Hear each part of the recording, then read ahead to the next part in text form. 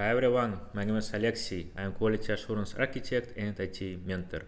Welcome back to the Helpful Software Architecture book review, when I share my notes in a single slide for each chapter. We are starting. Let's dive into chapter 1, Architecture Dimensions and Comparison with Design. In Code Complete by Steve McConnell, he discusses the power of metaphors in software programming. One popular metaphor is comparing building a house to developing software. This metaphor helps us visualize complex software systems by relating them to something more realistic. Now let's look at the dimensions of software architecture. These dimensions are crucial as they provide a structured way to analyze software systems, ensuring they meet functional and non-functional requirements. First, we have architecture characteristics, often called the ilities. These include reliability, how dependable the software is, scalability, how well it can handle increased workload, and extensibility, how easily it can be expanded or modified. In building architecture, these characteristics are analogous to the size of the house and its acoustic properties, which determine its functionality and usability.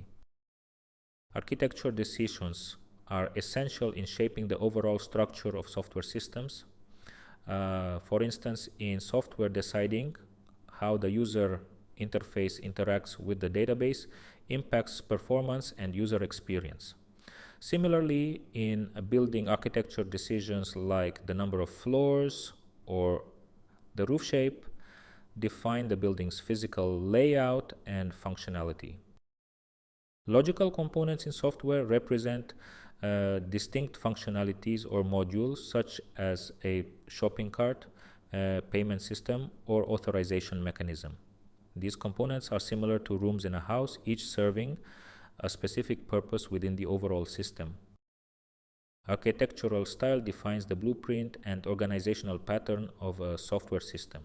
Examples include microservices, monoliths, layered architecture, and event-driven architecture. Each style has its advantages and trade-offs, much like different building styles, such as monolithic, panel, or frame houses. Now let's explore deeper into understanding the difference between architecture and design in both software and building contexts. From a design perspective, software design focuses on implementing specific functionalities and user interfaces using tools like UML diagrams and design patterns. In building design, it involves visual choices such as room colors, furniture arrangements, and material selection. From an architecture perspective, software architecture deals with high-level structural decisions that determine how various components interact to achieve system goals.